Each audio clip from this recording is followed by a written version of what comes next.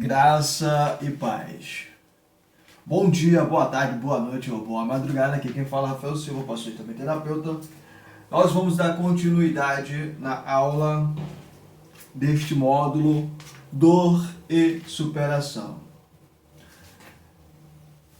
Quando nós pensamos em dor, alguns de nós lembramos da dor mais recente que tivemos. A dor mais recente que ocorreu em nós.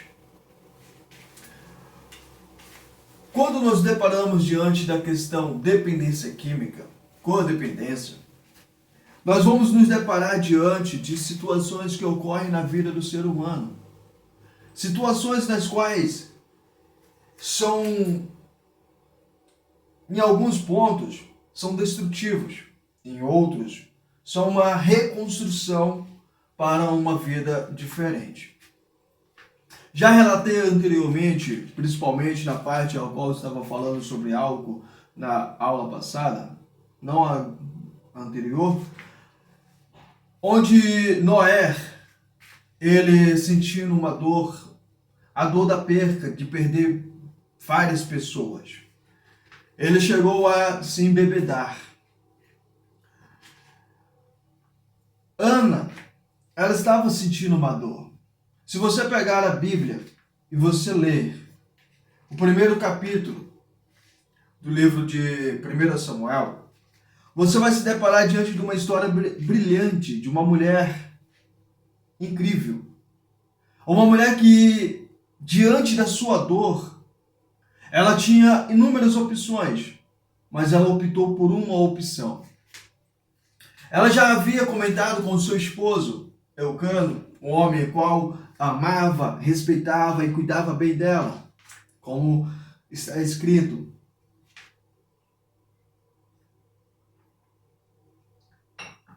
Relatado sobre a questão dela ter um desejo, mas não um desejo destrutivo, mas um desejo de se tornar mãe.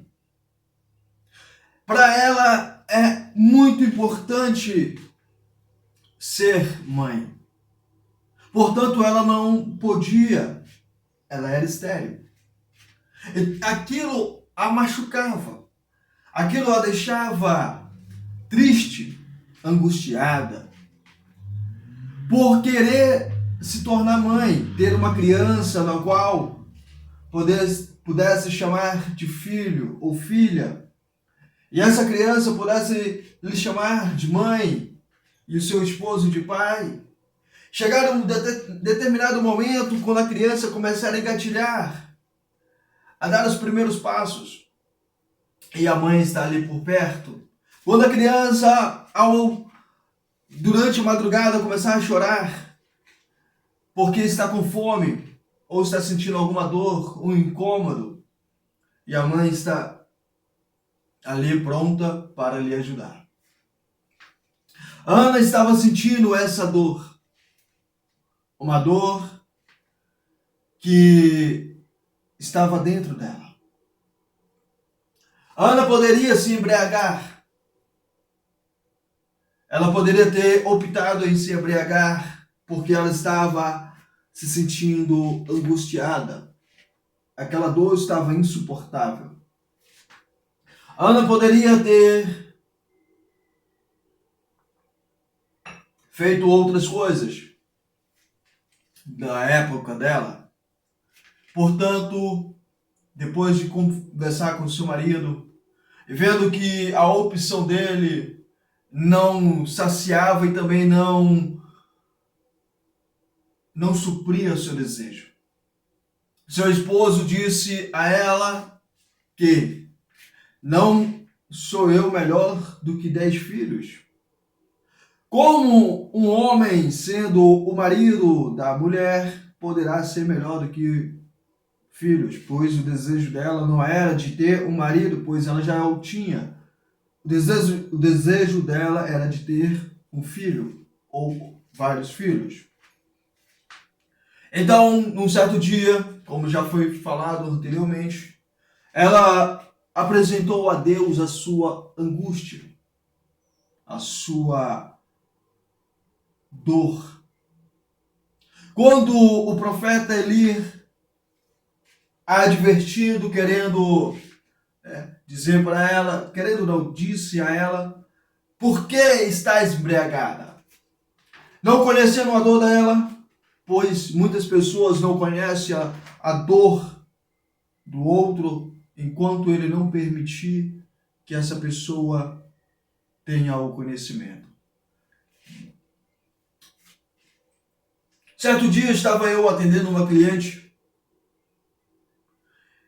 e ela não dava espaço para poder compartilhar a dor que realmente lhe atingia.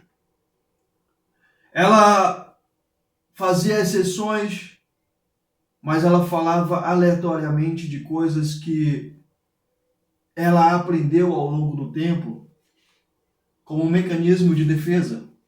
Contar uma mentira para camuflar a real aflição dela. Percebendo-se que ela não estava fazendo isso, então eu tive que ter estratégias para poder conseguir com que ela confiasse e se permitisse deixar aquela armadura cair e ela começar a falar da real dor que estava sentindo, para poder entrar no processo de libertação, processo de cura, a cura interior. Então, eu prostrei-me diante de Deus e falei: Senhor, eu não conheço o coração dela como o Senhor conhece. Até mesmo se eu quisesse, eu não teria a capacidade de conhecê-lo. Conversei com Deus, apresentei a minha situação referente a esta cliente. Com mais alguns dias, a gente foi ter uma nova sessão e Deus pediu para que eu pudesse falar para ela o seguinte. Deus disse: Rafael, fala para ela contar algo que ela se alegra. Eu falei: mas Senhor, eu já falei isso. Só fala. Quando nós começamos o atendimento, eu peguei e falei logo de cara para ela: fala alguma coisa que te alegra. Eu não sei o que tinha ocorrido naquele dia, mas ela foi logo bem direta. Nada me alegra. Ela falou dessa forma. Nada me alegra. Eu até me espantei. Nada me alegra. Sou casada, bem sucedida, nada me alegra. Tudo que eu faço, nada me alegra. Que pergunta idiota. Se tivesse alegre, eu não estaria. Ela começou a colocar para fora. Doeu? No primeiro momento, claro. Mas aí eu comecei a entender ali que ela estava colocando para fora o real. O que realmente estava acontecendo. A dor de Ana, ela apresentou a Deus. Qual era a sua dor? A dor de não poder ser mãe. Então ela fez ali um trato com Deus, uma aliança, e Deus permitiu. Superação. Superar os seus medos. Superar a sua incapacidade. Ela não tinha a capacidade de ser mãe. Então ela tinha que recorrer ao dono da vida. Foi o que ela fez e fez bem feito, que Deus se agradou e permitiu que ela se tornasse mãe, dando ali um precioso filho, por nome Samuel, ao qual foi um dos grandes profetas de seu tempo.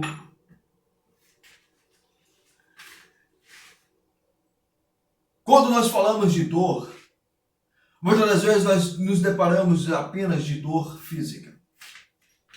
Chega na sua casa, um exemplo para pouco refletir. Chega na sua casa e diz para alguém que está próximo, que está sentindo dor de dente. De imediato, aquela pessoa ela vai te ofertar uma medicação, sem ser dentista, E depois vai começar a falar algumas coisas que poderá até te irritar. Algumas poderão dizer, ou irão dizer, rapaz, dor de dente é terrível. Achando que está te ajudando, mas ela está fortalecendo a dor que você está sentindo, porque você começa a focar mais e mais naquela dor, e aí você não consegue se desconectar dela, sentindo aquela dor terrivelmente que te perturba. A minoria das pessoas, elas vão dizer nada. Elas vão ouvir e vão dizer nada. Elas vão perguntar: o que eu posso fazer para te ajudar? Talvez no primeiro momento a pessoa vai falar assim: tu é dentista por acaso? Caso a pessoa não seja. Tu é dentista por acaso? Não. Tudo bem. A dor, ela nos faz ter reações. A dor nos permite chegarmos a um ponto de desequilíbrio, aonde temos atitudes nas quais jamais teríamos se não estivéssemos sentindo dor. Imagina só, Noé, quando ele, diante da dor que ele estava sentindo, se embriagou. Para ele tirar a sua nudez, ou tirar as suas vestes, melhor falando, estando dentro da barraca. Seu filho, ao vê-lo e zombar, ou brincar ali porque o pai está nu, com certeza Noé não tinha o hábito de ficar despido, principalmente dentro da sua barraca, pois poderia a qualquer momento chegar alguém. Mas na Escritura nos especifica que ele se embriagou, tirou suas vestes dentro da sua barraca. E seu filho viu. Quando os outros filhos viram o que estava acontecendo, tiveram conhecimento do que estava acontecendo, eles foram até Noé. Portanto, quando próximo da barraca, eles viraram o rosto para não ver a nudez do pai. Nisso mostra que Noé não tinha o hábito de ficar despido perto de seus filhos. Mas, se nós formos parar para analisar o que levou Noé a se embriagar, como mostra, ele não tinha o hábito de se embriagar. Ele não tinha o hábito de pegar um porre. Mas ele o fez. Mas e a dor que ele estava sentindo? A dor interna.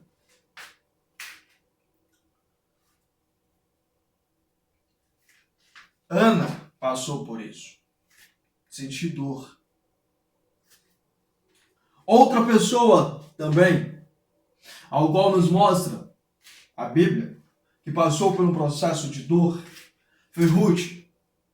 Ruth, ela conheceu, ou seja, ela se relacionou com um filho de Noé, ao qual ele faleceu. Imagina só uma mulher que ama seu esposo perdê-lo. Uma mulher ao qual ela ainda jovem, ela ainda numa condição para trabalhar e outros, e infelizmente ela perde seu esposo depois de ter chorado pelo seu sogro, e ainda vem o cunhado que também falece. Olhando para aquela situação, é olhar para aquela família e dizer assim: poxa, que família amaldiçoada. Como é que morre o marido e os 2 filhos? Que coisa louca. Lá na cidade de onde eu vim, tem uma mulher, qual não vou revelar o nome, claro. Ela ganhou um apelido que eu não acho legal. Mas devido a algumas situações que ocorreram, claro que não foi ela que escolheu, mas aconteceram. O primeiro marido dela, pai dos seus filhos, ele faleceu. Ele faleceu, deixando ela viúva. Seu segundo marido, pouco tempo depois do relacionamento, alguns meses, anos, sei lá, pouco tempo depois, ele faleceu também. O terceiro marido, esse aí eu conhecia, ele de moto sofreu um acidente e faleceu. Estava embriagado, sofreu um acidente de moto e faleceu. Uma mulher bonita, ela, jovem ainda, né? O corpo bem estruturado, com todo respeito, claro. E as pessoas começaram a colocá-la como viúva negra. A viúva negra da maldição. Alguns diziam que ela era amaldiçoada, que todo homem que se relacionasse com ela morreria. É como se ela tivesse um pacto. Algumas pessoas diziam. Mas ela é uma cristã. Uma cristã, ela sempre está na igreja, sempre nas campanhas, tudo. Quando nós olhamos para essa situação, vamos comparar a questão da Ruth. Ela passou a perca do primeiro marido. Ela viu seu sogro falecer, seu esposo, seu cunhado, e agora ela está ali, diante de uma dor, a dor da perca. Querendo ou não, ela perdeu alguém importante para ela. Ela perdeu alguém com quem ela compartilhava a sua história, a sua vida. Ela perdeu. Quando Noemi veio até ela e disse para ela voltar para a terra dos seus parentes, Ruth, ela tinha ali diante dela uma oportunidade de retornar para o consolo da sua família, pois a sua família iria lhe consolar diante da sua perca. Mas Ruth, ela tomou uma decisão que poucas pessoas tomariam. Ela preferiu continuar com Noemi. E nisso nos mostra uma superação de uma mudança de vida. Porque quando se perde o marido, se perde uma parte de si. Quando se perde a esposa, se perde uma parte de si. Ruth, então, foi com Noemi para onde ela foi, para o meio da sua parentela. Ruth, ela foi trabalhar para não faltar o alimento. Ela foi pegar espigas para poder, as migalhas, para não faltar o de que comer. Sendo a sua sogra avançada em idade, ela tomou uma decisão. Ela poderia ter deixado Noemi ir, mas Noemi já não tinha mais forças para ir para o meio do campo, fazer colheita, para ir ali pegar o alimento. Ela tomou uma decisão importante. Ela abriu mão de voltar para o seio da sua família. Mas imagina se Ruth tivesse retornado para o seio da sua família. O que poderia ter acontecido? Algumas das pessoas, as quais quando saem da clínica de reabilitação, elas preferem não retornar para a casa dos seus pais. Não porque os seus pais são cruéis, são o pináculo da destruição, jamais. Mas a codependência, ela existe. E muitas pessoas, elas não têm o conhecimento e quando ouvem falar, não se consideram. Eu não sou assim. Quem tem problema é ele, porque é ele que usa drogas. Mas e o comportamento que você apresenta, que a pessoa apresenta? Então muitas pessoas vão para outros lugares. E quando o fazem, elas vivem bem. Elas começam a construir uma nova história, uma superação incrível de não voltar ao uso compulsivo de substâncias químicas, cortando o cordão umbilical, como falamos, narcóticos anônimos. Ruth, ela não foi para o meio da sua parentela, ela foi como ele. E foi para o pasto, foi para o campo, foi colher. E aí ela se submeteu a casar novamente. Quando Noemi falou para ela, de Boaz, da questão que era para ela fazer, ela foi e fez do jeito que ela falou, sem questionar nada. Ela poderia ter questionado, peraí, qual é a sogra? A senhora tá me oferecendo como uma meretriz, como uma prostituta? Qual é a tua parada, maluca? Tu tá perdendo noção? Tá ficando doida? Qual é? Não é assim que funciona, não, rapaz. Eu acabei de sair de um relacionamento, involuntariamente, claro, né? O rapaz foi, morreu, seu filho faleceu, tá ligado, né? Mas não é assim que funciona. Portanto, ela não fez. Ela viu em Boaz um homem bom para ela. Por isso ela se permitiu fazer seguindo o conselho de sua sogra. Imagina só você olhar para tudo que acontece em nossas vidas. Existem momentos nas nossas vidas que nós temos que tomar decisões. Um colega, certo dia, me falou, um paciente da clínica ao qual eu era terapeuta, ele falou uma coisa interessante. Ele estava na casa dele, com sua mãe, se aprontando para poder ir para o baile. O baile. Os amigos chamaram. Sua mãe pegou e falou assim, tu não vai. Não, ela não falou nesse tom. Ela falou assim, filho, por favor, não vai. Não sai. Não sai de casa. Não vai. Ele estava zangado com sua mãe. Porque a sua mãe recentemente tinha acabado um relacionamento de anos com seu pai. A mãe dele havia traído ela, ou havia traído o pai dele, com um membro da igreja, o pastor da igreja, ao qual ela depois foi morar com ele. Uma traição que ela o teve. E ele estava zangado com aquela situação. Porque ele olhava para sua mãe e ele olhava para o episódio dela traindo o pai dele. E isso o destruía por dentro. Então qualquer coisa que ela falasse para ele, ela não passava de uma palavra sem sentido. Ele não queria e não obedecia. Mas nesse dia, ele não foi. Nesse dia, é como se Deus tivesse segurado a orelha dele e falou, peraí, a tua mãe tá falando pra tu não ir, rapaz, então não vai. Fica aí, senta aí, fica quietinho, tá? Hoje não, hoje eu vou ter que intervir, hoje eu vou ter que puxar a tua orelha, não vai não. Legal. Ele não foi.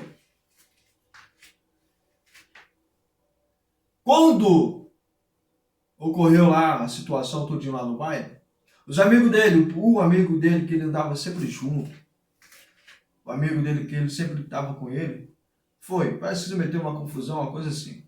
Beleza. Passou tudo em aquele dia, outro período. Aí a mãe dele falou para ele, filho, não vai para o baile, outra vez. Aí falou, dessa vez eu vou. E ele foi. Só que ele, na outra vez ele não estava no meio da confusão, ele não tinha nada a ver.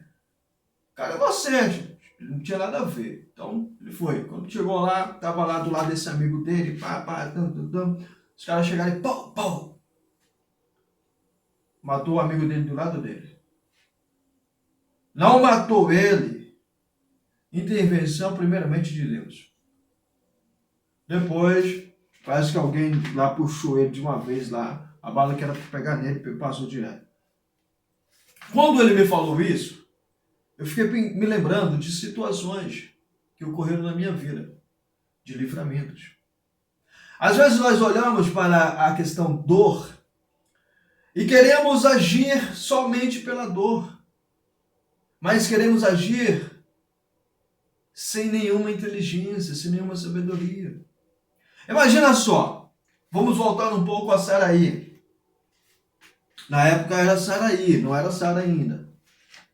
Ela estava sentindo uma dor. Qual era a dor? Uma dor semelhante à que Ana sentia. A dor de não poder ser mãe. Saraí, ela tinha um desejo de ser mãe. Ela queria ser mãe. Mas ela não podia, porque ela era estéril. E a idade já estava chegando, lá no topo. E aquela dor fez com que ela tomasse uma decisão. Uma decisão que eu considero, no meu ponto de vista, tá? No meu ponto de vista, não inteligente. Por quê? Porque quando você se deposita a sua confiança em Deus e você age por conta própria, você está deixando de ser uma pessoa inteligente, uma pessoa sábia, para uma pessoa imprudente. Então ela chega até Abrão. Aí oferece a sua serva, Agar. Abrão, que já tinha um olhar pela mulher, foi lá e aceitou. Aceitou, se envolveu com ela e tal. Nasceu a criança. Quando nasce a criança, logo, uns momentos depois, um tempinho depois, eu não sei, eu não estava lá, mas aí Agar começa a rejeitar a sua senhora. Começa a se desfazer da sua senhora. E Saraí já começa a sentir o baque. Então ela vai lá e dá uma correção na Agar. E a Agar tenta fugir. E o anjo pega e fala para ela retornar. Quando ela retorna, ela se submete novamente.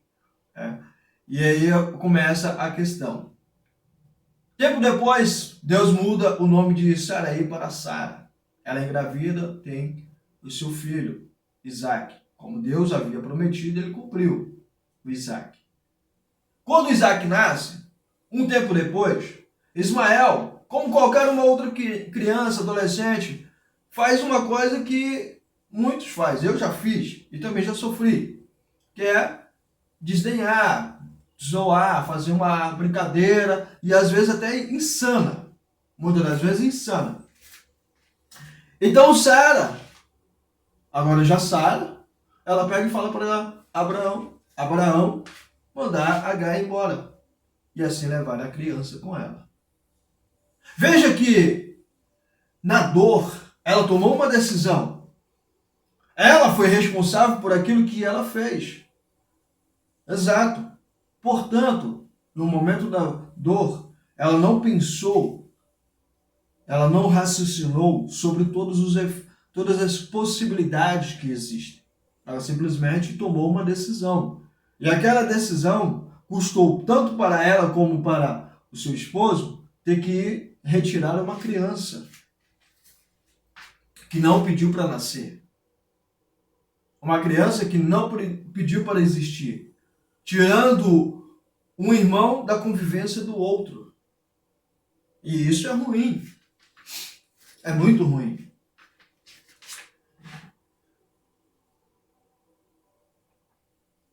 Mas foi o preço do que ela fez.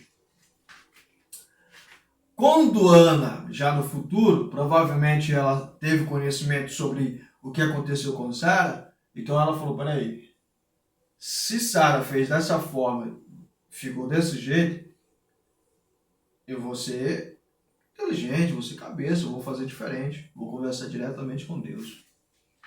Ao invés de eu ir falar com meu marido que Deus se esqueceu de mim, isso, aquilo, outro, não, eu vou falar diretamente com ele.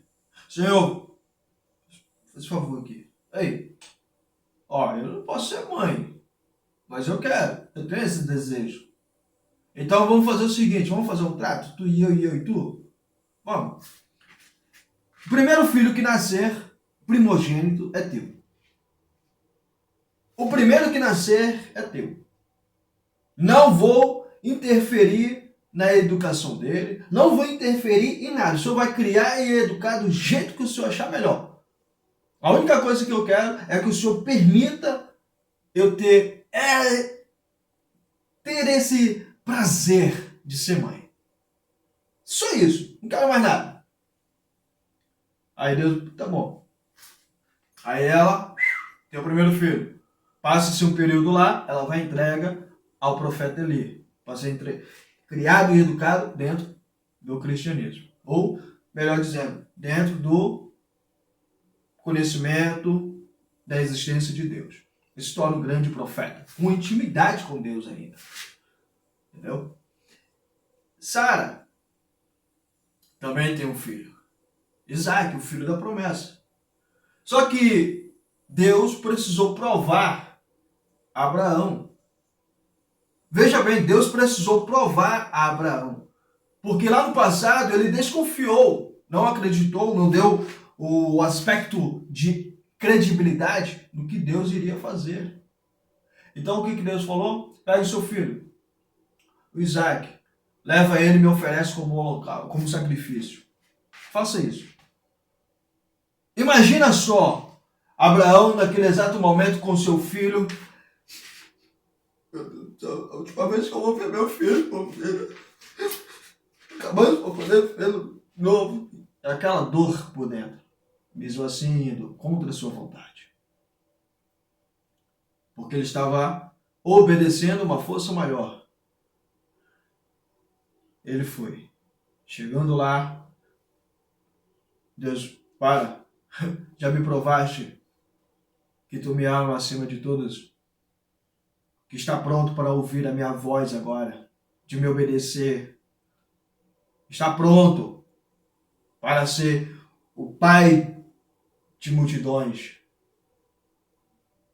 Porque agora você me provou que eu, em primeiro lugar, estou. Superação.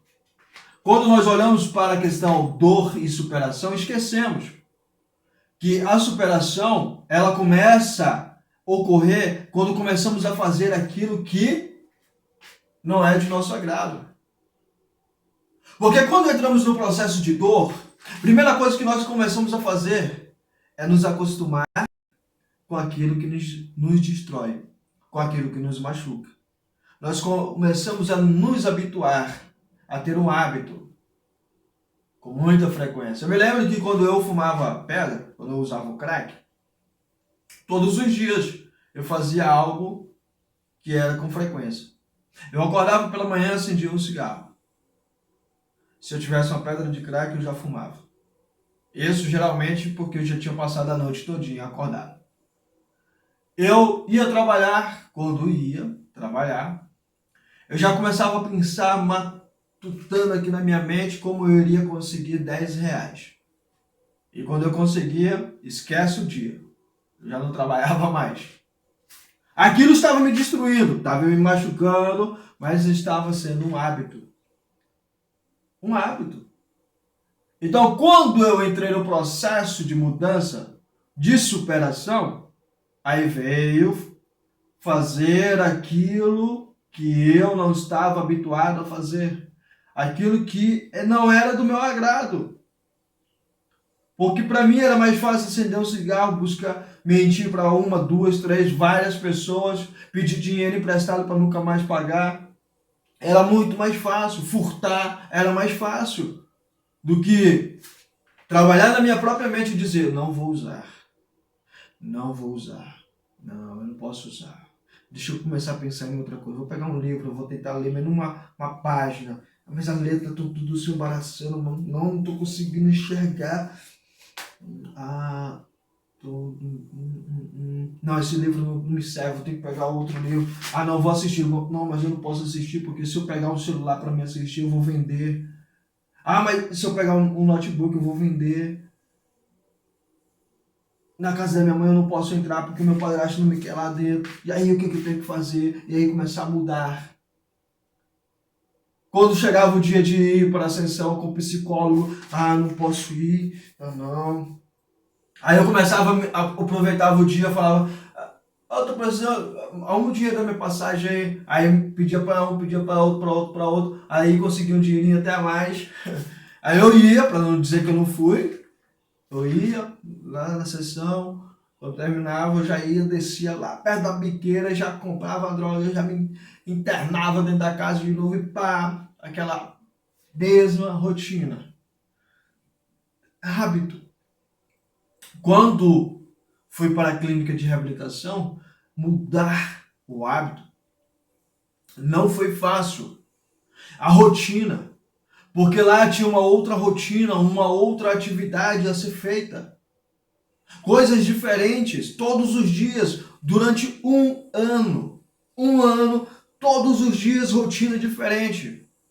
Todos os dias, rotina diferente. Não que todos os dias tinha uma rotina diferente. Não, era para mim uma rotina diferente da que eu fazia todos os dias. Eu acordava, acendia um cigarro. Dentro da clínica eu não podia acender um cigarro, então eu já não estava mais fumando. Então eu tinha que trabalhar, passar o dia. Eu venci um dia, venci 2, venci 3, superação. Então, quando eu olho para esse episódio de Abraão, eu vejo ali um processo de superação. Ele superou aquilo que ele desacreditou no passado. Sofreu um pouco, claro, porque quem vai gostar de mandar um filho embora? Quem?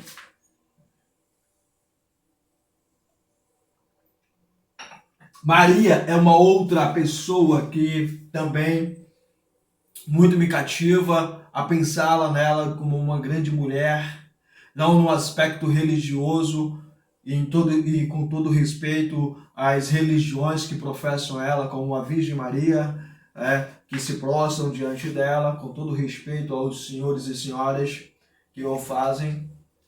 Maria eu vejo no aspecto educacional. Uma certa feita eu li um livro do doutor e psiquiatra Augusto Cury, Maria, a Maior Educadora. Esse livro é muito interessante, mas eu não vou entrar em detalhe, que se você quiser você compre ou você peça para alguém que tenha e leia, porque é muito interessante. Quando eu comecei a ler sobre a questão da educação da Maria, eu comecei a pensar, peraí, realmente é incrível. Porque imagina só, você criar um filho é uma coisa. Imagina você, vamos supor que o país, aqui o Brasil, seja um país no qual tem rei e rainha. Vamos supor. Imagina só você agora ser responsável para cuidar, ensinar o filho do rei e da rainha. Imagina só. Pensa aí. Você é o responsável ou a responsável para educar essa criança. Que potência e que preocupação. Agora veja bem, Maria, ela foi escolhida, mas ela não recebeu todas as regalias que o rei e a rainha iriam te dar, claro. O que ela recebeu foi uma conversa, ela conversando com o anjo falou, ó Maria, assim, se assado. Aí ela, que seja feito tudo conforme tu falaste. Ou seja, eu quero fazer. Essa proposta é muito boa, eu quero. Só isso. Não, Maria, você vai receber um palácio, tá? Porque você vai ser mãe do rei, tá? Jesus, né? Qualquer um não. Então você vai receber um palácio, José também. Vocês serão reis, né? Você vai ser a rainha, ele o rei de todo Jerusalém, isso, aquilo, outro, tudinho. Vocês vão ter um palácio imenso, vão ter servos e conservos e papá, tudo. Não teve nada disso. Nada disso. Maria teve uma dúvida. Qual foi a dúvida? Como seria possível ela ser uma mulher virgem e dar à luz? A única dúvida. Porque ela precisaria ter chap-chap, um momento com o marido, tá ligado? E aí ela não tinha ainda. Não tinha ainda. E aí o anjo falou assim, ó, não se preocupa com isso, porque não vai precisar ter essas coisas que os humanos fazem não, tá bom? A única coisa que você vai precisar é o Espírito Santo que vai vir e você vai tocar em você, não de forma sexual, mas vai tocar em você e você vai receber da criança dentro do seu ventre, você vai dar à luz a o que é espiritual. Passou-se o tempo, quando Maria terminou ali, passou-se o momento, conversando com o anjo e tal.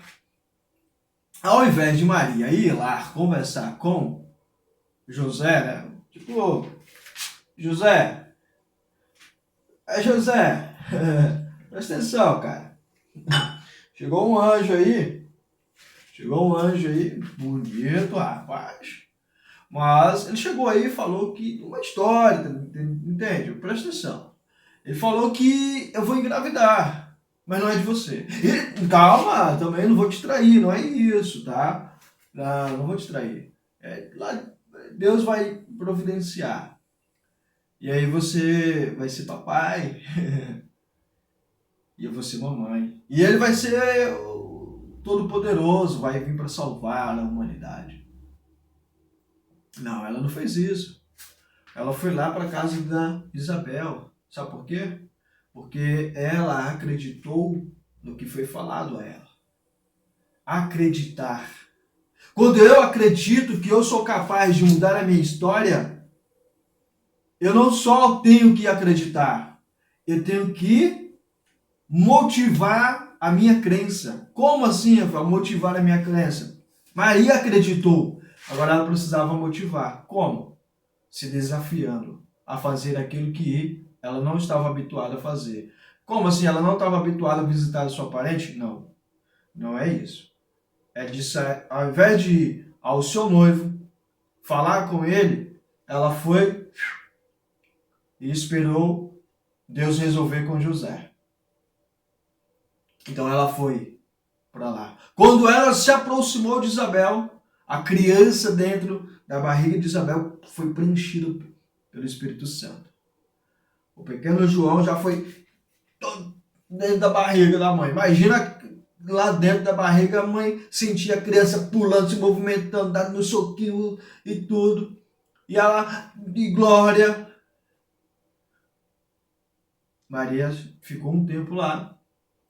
Quando ela retorna, a barriga já está um pouco crescida, claro. Quando José vê, está um pouco crescido, ele olha, ops, tem um negócio errado ali. Será que a mulher comeu demais?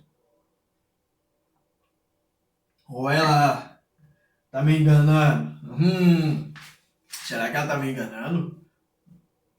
Quando José faz isso, ele não faz de uma forma arrogante. Ele faz de uma forma sábia. José, ao vê-la que está grávida, ele se afasta. Quando nós estamos diante de um momento estressante, de um momento que passamos por uma situação que gera até uma raiva, é importante retirarmos nosso time de campo e nos afastarmos. Porque quando José fez isso, ele se permitiu criticar, duvidar e tomar uma decisão. Ele criticou a situação, ele duvidou do que poderia ser. E ele tomou uma decisão. Que depois que conversou com o anjo, ele foi lá, vem Maria, vamos. Eu vou comprar essa briga com você. Você não está só. Você encontrou foi um homem, não um moleque. Tá ligado? Foi um homem, não um moleque. Então vamos junto nessa batalha. Passou seu tempo. Teve lá o incenso. E José precisaria se apresentar. Fazer a contagem de quantas pessoas estavam vivas ou não. Tal. E aí ele foi de uma localidade a outra. Maria já com a barriga bem crescida. Maria estava com a barriga bem crescida. Faltando pouco tempo para a criança sair fora. E o que acontece? Deus manda lá uma carruagem, os anjos, forte, bonito, com uns cavalos brancos bonitos, aquela coisa toda. Não. E nada, o veículo que ela tinha era um jegue. Vai saber quantos anos aquele jegue tinha, que jeito ele estava. Era um jegue. E ela lá, caminhando, até chegar o presente momento. Imagina só o frio durante a noite, o calor durante o dia, vento, poeira. Imagina chegar, passar tempos sem se saciar. Imagina só os órgãos genitais com a catinguinha. Imagina só sentado bastante tempo ali com um barrigão em cima de poca. Imagina a dificuldade. E ela superando tudo, passando por tudo. Quando chegou lá no estábulo, seu marido, não no estábulo, chegou lá no local. É aqui mesmo, José, não dá mais pra aguentar mais não, o menino tá saindo, rapaz. Tá saindo, não dá pra segurar mais não. Ele bate na pousada, tá lotado, tá lotado, tudo lotado, embarrotado de gente, não tinha um hotel 5 estrelas, não tinha um quarto reservado. Imagina só, E aí a frustração de não encontrar um lugar adequado para poder a criança nascer. Aí bate lá num lugar e o cara fala, pá, tá tudo lotado. Mas peraí, calma aí. Tem um estábulo, o curral ali. E aí, serve? Eu tenho jacaré, então vamos com peixe, que é menor. Tem peixe que é maior. Aí ele vai lá, no pasto. Criança nasce entre os animais, aquela caatinga de cocô de animais, aquela natureza. Imagina só, eu creio que hoje um médico que mexe com coisa de parto aí, eu não sei qual é o nome, cada nome complicado, oftalmologista mexe com os olhos, né? Ornitorrinolaringologista, eu não sei falar, é um nome complicado, viu? Imagina passar uma hora lá, vou lá no ornitorrinolaringologista, eu sei lá, vou lá no cara que mexe com os ouvidos, pronto, melhor. Dentista até é legal, mais fácil. Pediatra, melhor ainda. Aí tá lá, não tem um médico. Um médico no dia de hoje vai falar assim, ó, pode lá num local como esse, pode gerar uma infecção, pode gerar isso, aquilo, outro, uma doença, pá. Mas era ali que ela estava. Abria as pernas, ali, e a criança saía. Alguém tirando a criança, pega a criança, limpa ela, tira tudo o sangue do corpo. Aí ela vai fazer uma limpezinha no local que saiu a criança, né? Na perereca lá. Legal. Fez a limpeza, tá ali, deitado com a criança. Vai os magos, os caras lá, conversa com o rei, Herodes, e fala sobre aonde iria nascer a criança. E aí o rei Herodes fala para avisar ele quando encontrarem. E os anjos falam, oh, não vai não, que é cilada, viu? Aí eles vão para outro lugar. Aí o rei Herodes se sente traído, enganado. Aí ele faz o quê? Manda matar as crianças de 1 ano abaixo. Massacre. Crianças sendo mortas. Igual na época de Moisés. Sendo mortas. E ali Maria tem que sair. Mal passou pelo processo do parto. Já teve que sair de um local para outro. Aí eu falo, é superação. É eu ter uma coragem de tomar uma atitude numa proteção de uma criança e de si próprio, do seu casamento, de extraordinária. Para mim é superação. E ela o fez. Ela poderia ter parado e falado assim, pera aí, Deus, vem cá, é teu filho, rapaz. Não é só meu, não. Então providencia as bênçãos, faz qualquer coisa com o Herodes, e isso, aquilo, outro, eu não vou sair daqui, não. Eu já estou cansada. Ela não o fez. Lembra de Agar? Ela começou a se desfazer da sua senhora? Pois é. Maria, não. Ela obedeceu o seu Senhor em tudo. Ela saiu e foi. E o interessante é que não mostra nenhum momento o qual ela começa a reclamar. É porque eu tô sentindo dor ainda, mal tirei a criança, já tem que estar, meu Deus do céu. Não, não fala. Superação. Essa criança, ela o educa de uma forma estupenda, extraordinária. Não só ela, como seu esposo. É incrível a educação de Jesus Cristo. Quando olho para Jesus Cristo, eu não vejo um Deus absoluto que só julga as pessoas. Eu vejo um amigo. Eu vejo um irmão. Eu vejo um pai, um filho, um conselheiro, uma pessoa extraordinária.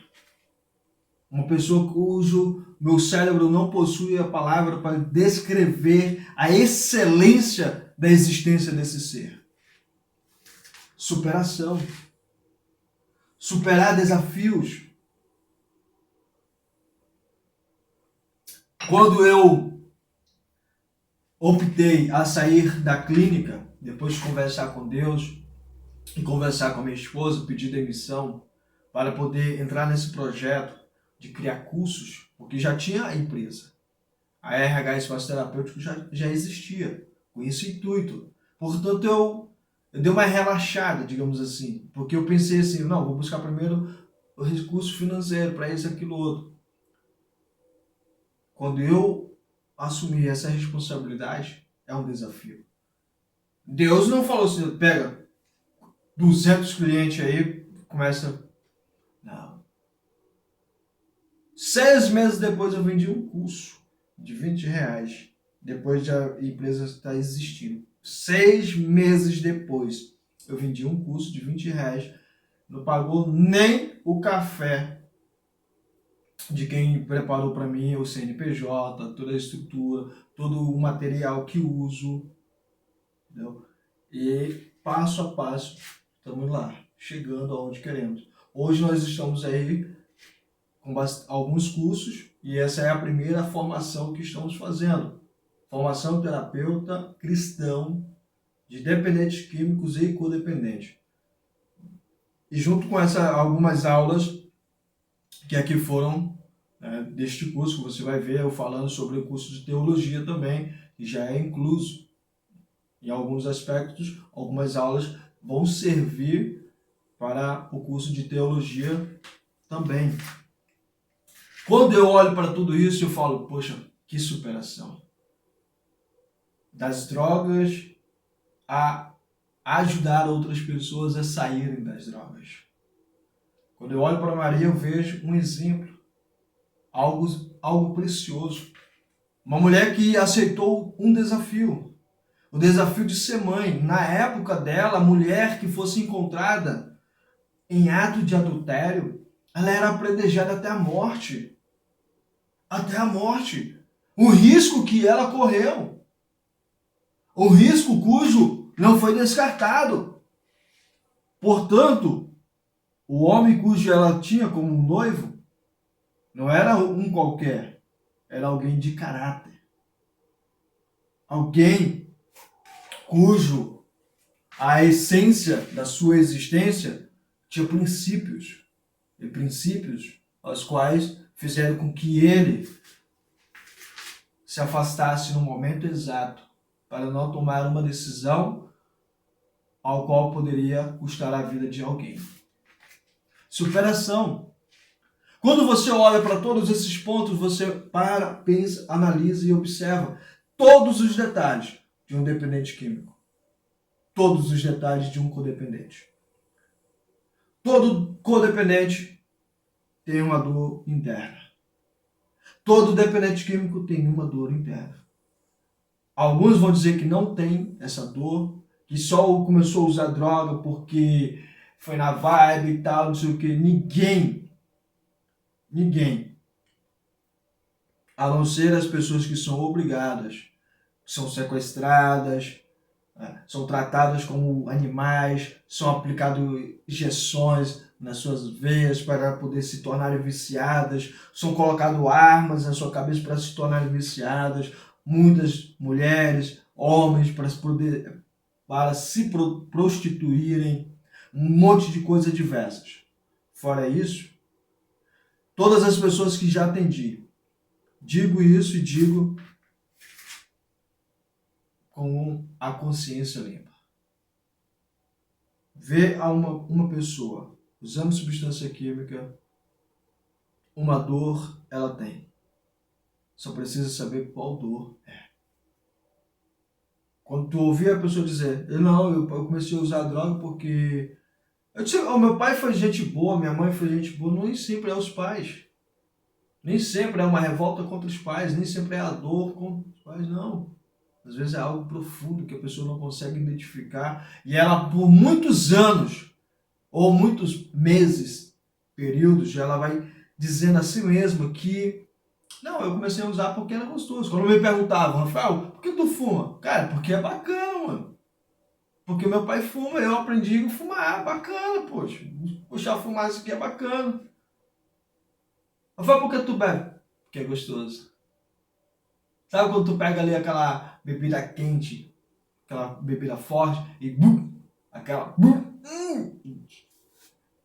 a sensação no momento iniciante é ruim, mas depois ela te dá uma sensação legal. E aí eu ficava nessa vibe. Mas na realidade eu estava só camuflando a dor interna. Então, se houver verdadeiramente alguém que usa substância química por não ter realmente nenhuma dor, perdoa-me por ter sido imprudente ao falar uma coisa, afirmando uma coisa ao qual conseguiram provar ao contrário. Fora isso, continuo na mesma questão. Todo usuário de qualquer substância química possui uma dor interna.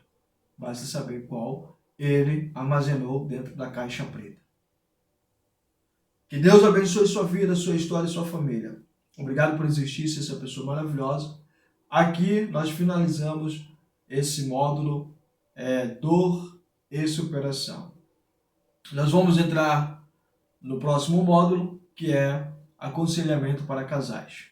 É importante você continuar e aprender algumas técnicas,